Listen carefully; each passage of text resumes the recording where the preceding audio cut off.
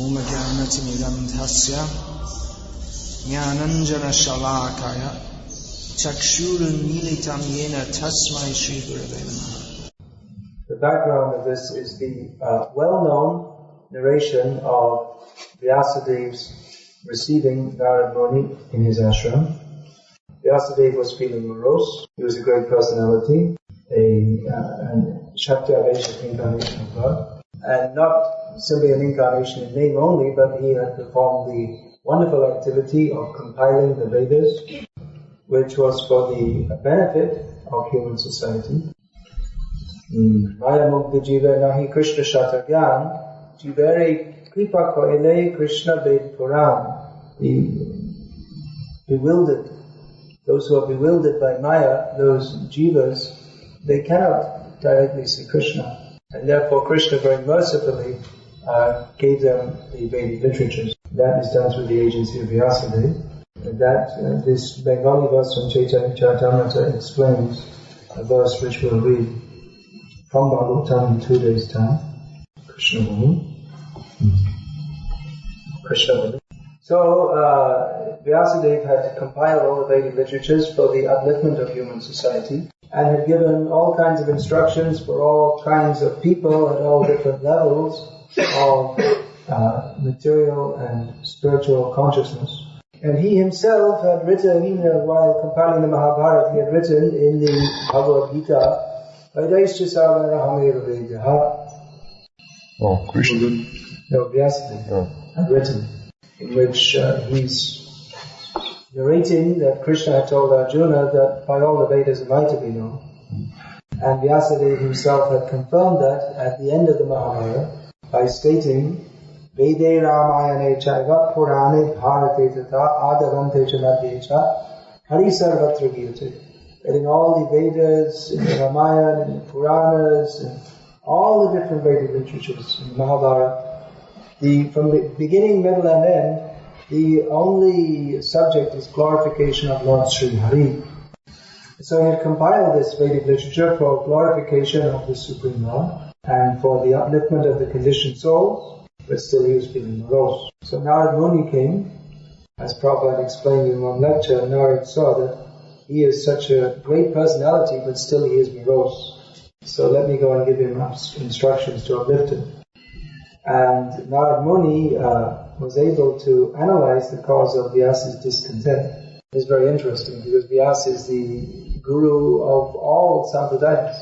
The guru finds out what is the problem and gives the proper solution, but he didn't find out the cause of his own moroseness. It's just like an astrologer, if he needs a serious astrological analysis of his own situation, he gets it done by another expert astrologer. Similarly, a doctor, he may be very expert, but if he himself is to be diagnosed, he has it done by another expert doctor. He doesn't do it himself. So here Narad saw there's a need for Vyasa to be instructed in the same knowledge that he's been instructing everyone else. How that knowledge needs to be applied in his own life for his own benefit. And because great personalities live for the benefit of others, by benefiting Vyasa, he will benefit the whole world. So Narad Muni pointed out the defect. That you have stated that all the Vedic literatures are meant for glorification of Hari. But most people cannot appreciate that. And even in, for instance, the Karma Kanda section of the scriptures, which recommend opulent life by performing in the heavenly planets by performing pious activities. So, even in that section, the actual purpose is glorification of Hari. But most people are incompetent to understand that. So Narad Muni chastised Vyasadeva. Jugupsitam, he said, it is abominable that you have directed people towards the enjoyment of their senses without directly delineating the real purpose of the Vedic scriptures. So he directed Vyasadeva to compile a scripture in which only the glories of the Lord are directly delineated. Because the Vedic literatures, they describe mostly dharma, artha and kama, and in the Upanishads, moksha. But That the actual purpose is to understand Krishna, that is also stated in the Vedic literatures. A few verses here and there. But it is not clearly delineated. It's not clear to the conditioned souls. So Narad Muni advised Vyasadeva to compile a literature in which there is no recommendation for dharma, artha, kama, or even for moksha, but only pure devotional service to Krishna. And Narad Muni advised Vyasadeva that this will satisfy you, and that will give actual benefit to the conditioned souls. So at this point in the narration, Narad Muni has given his instruction and left Vyasa's ashram and Shamitra. And Vyasadeva is seriously taking up the instructions of his guru. This is the characteristic of a proper disciple. He's able to take the order from guru and execute it. He's able to understand the essence of the guru's order and take it up and apply it practically in his life. For an intelligent disciple, a few words may be enough to direct his whole life. A few words from his guru. Whereas others, they may hear again and again throughout their lives, but not be able to practically apply that in their lives. Prabhupada said that I only met with my guru, he said no more than 12 times. But nevertheless, Prabhupada, he was able to take the essence of his guru's instructions. Particularly, Prabhupada took very seriously Bhaktisiddhanta Saraswati's instruction that if you ever get money, print books. So on the basis of that instruction, given one time by Bhaktisiddhanta Saraswati Thakur, you can see what Prabhupada did. So Vyasadeva, he is very seriously taking up the order of his guru. He has to delineate the pastimes of the Supreme Lord. So for that purpose, he is preparing himself by fixing his mind in Bhakti Yoga upon the Supreme Personality of Godhead. Now, previously in the Vedic literatures, he has described the Personality of Godhead. But understanding the nature of the conditioned souls, he has mixed such narrations with dharma, artha, kama, and moksha, descriptions of these four principles. However, Narad Muni pointed out that if there is a narration of dharma, artha, and kama mixed up with the narration of Krishna, then the conditioned souls, they will be more interested in dharma, artha, and kama, and they won't understand the necessity of understanding Krishna. So here it is stated, Bhakti Yogena Manasi Samyak Pranihite Amale, without any tinge of materialism. Here in Srimad Bhagavatam, there is no recommendation for supposed material advancement. Therefore, at the very beginning of Bhagavatam, Vyasadeva declares, Dharma projita kaitava atra. All kinds of cheating religion are fully kicked out herein. And parama nirmatsaranam satam, this can be understood by devotees who are fully free from envy. In other words, the other Vedic literatures, they may be meant for the gradual elevation of persons from the platform of dharma, artha, kama, and moksha. Which means those who are still envious, they're cultivating envy. So actually one cannot properly understand Krishna as long as one is cultivating envy. Therefore, although all the Vedic literatures are meant for leading on to Krishna, without the Srimad Bhagavatam, they're all incomplete. All the Vedic literatures, they're written to gradually attract people to Krishna. But without the Srimad Bhagavatam, which directly describes Krishna, then what is the purpose? What is this in Narad Muni have pointed out? Vyasadeva, he wrote such a great body of knowledge simply to lead people to Krishna, but then he didn't, the actual point, he hadn't come to, he hadn't compiled. It was an extraordinary mistake. The Bhagavatam, that is paramo nirmatsaranam satam, it is that which is meant to, that which is meant for those who are free from envy. Now it is often asked that then why are neophyte or incomplete devotees also recommended to read Srimad Bhagavatam? The answer is that Bhagavatam is especially meant for liberated souls who are perfect devotees, but is also meant for persons who aspire to such a position, who are not cultivating envy in the form of dharma, artha and kama and moksha. So such persons can be purified and come to the position of envious-less, of nearing non-envy by studying Srimad Bhagavatam. So, Vyasadeva is preparing himself for compiling Srimad Bhagavatam. And therefore, he wants to have fixed in his mind a clear concept of the personality of Godhead. So in his ashram, which is a suitable place for such activities, it's a very peaceful place, far, far away from the activities of the normal society. That's in Bhadrak ashram. Until recently one had to go there only by walking. That was the only way to go. Walking through the mountains for many days. So only persons very serious to go there could go there. Of course, we also find in the Mahabharata that Vyasadeva, he sometimes comes and he moves in ordinary society. For instance, when he was called by Satyavati to beget children in Amba, Ambika and Ambalika. So sometimes he would also give advice to Yudhishthira Maharaj. Generally he was in his ashram, or one of his ashrams. How he came? Well, he could have come by walking, or as a perfect yogi, he could have come simply by his desire also. As Prabhupada describes perfect yogis, they can enter the water of a river and come up elsewhere in the river immediately, many hundreds of miles away.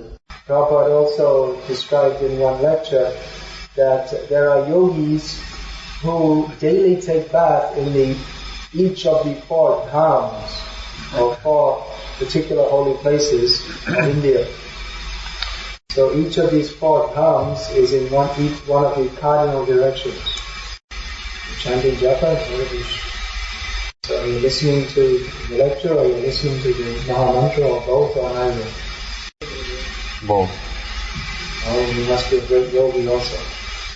It is not recommended. You please listen to the class only. So among the 4 dhams, Bhadrak ashram is in the north. In the east is, who knows? Puri. Puri? Who said that? Кто сказал? Кто сказал Пури?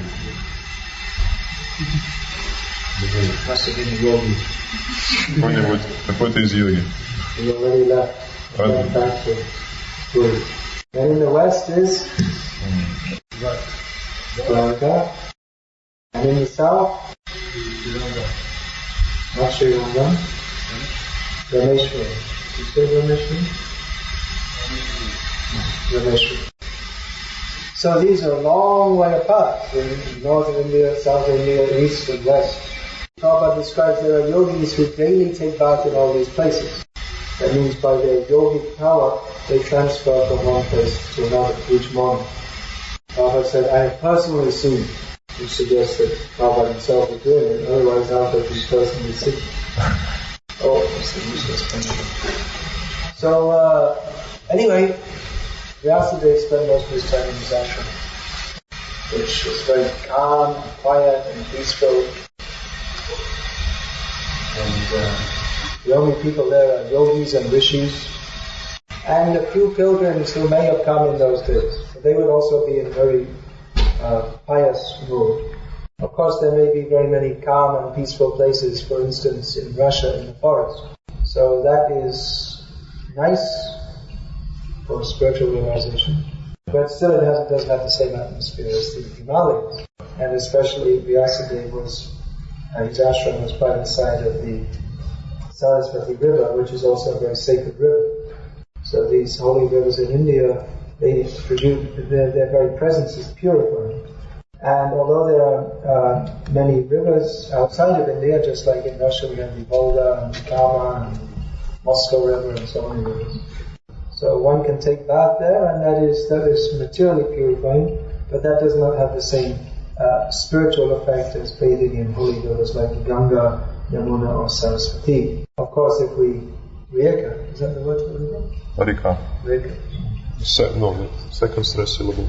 No, because in Croatian it's Rijeka. Yeah, that's it. Slovenian it's Reka. Slavonic. So, of course, if you chant Hare Krishna, that's even more valuable than bathing in the Ganga, Yamuna and Saraswati combined. But nevertheless, the atmosphere of being in the Himalayas next to the Ganga, that is very special. And even though that atmosphere is very purifying, and even though Vyasadeva himself is a great, pure and powerful personality, nevertheless it's described in the previous, in verse 3, that he also performed archaman for further purification, and then engaged himself in meditation on the personality of Godhead. Bhakti yogena manasi. This was not like the meditation of the impersonalistic yogis, but this was meditation in devotional service. And in his meditation he saw what is the position of the personality of Godhead. Because in Srimad Bhagavatam he had to describe the personality of Godhead. Along with his material energy, which was under his full control. That material energy will be described in the next verse. And in the verse following that will be described how to get free from the effects of the material energy. So actually one should concentrate on the personality of Godhead and not the material energy. Often we hear devotees saying, oh, how can I get free from Maya? It's good to think like that. But it's more important to think, how can I serve Krishna? Because if we think how to serve Krishna, then automatically we get free from Maya. So in Bhakti Yoga there are positive processes and negative processes of purification, which are technically called Vidhi and Nishedh. That which is to be done and that which is not to be done, that which is forbidden. So the things too that one should do are, for instance, rising early, chanting the holy names of the Lord, attending Mangalarati and so on. And forbidden activities are, for instance, to eat food not offered to Krishna, to associate with non-devotees and so on. But of the two, both are important for neophyte devotees, but of the two, the positively recommended activities are more powerful. Because simply by avoiding non-devotees, or simply by avoiding food not offered to Krishna, these activities in themselves do not give rise to love of Krishna. Whereas, if one cultivates the positive activities of devotional service, then he gains a taste for them. And if one gains a taste for the name of Krishna for devotional service, then even if he does, by mistake or by circumstance, engage in the activities that are forbidden, by the strength of his devotional service, the bad effects of that can be overcome. Of course, for neophyte devotees, we have to be very careful not to engage in forbidden activities. When Chaitanya Mahaprabhu was asked, what is the symptom of a Vaishnava? He replied, Asatsanga tyage Vaishnavacha. That the first characteristic of a Vaishnava is that he gives up bad association. So Vyasadeva, he saw the personality of Godhead and his external energy. The external energy is that which bewilders the conditioned souls. And the personality of Godhead is their true object of love. So the conditioned souls, they are directed by Vyasa in the Srimad Bhagavatam to take their attention away from Maya and towards Krishna.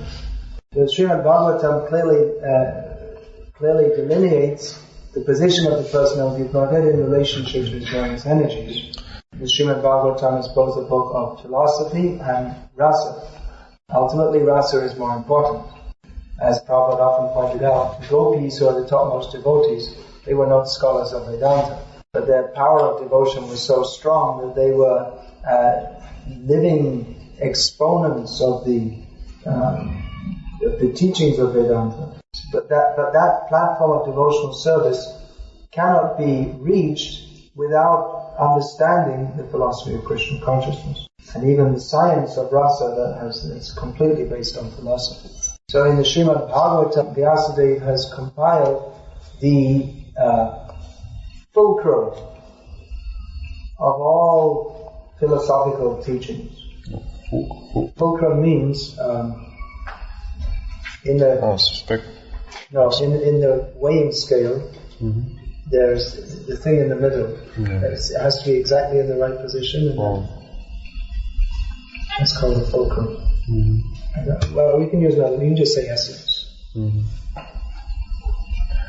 Fulcrum is also used like that as a demonstrative kind of term, which is Krishna's tu Bhagavan Swami. Krishna certainly is the original personality of Godhead. This is to be understood by the conditioned souls who are aspiring for perfection, and all the philosophy of Bhagavatam is based on this point. So, from the point of view of philosophy, the most important statement of Bhagavatam is this: Krishna's tu Bhagavan Swami.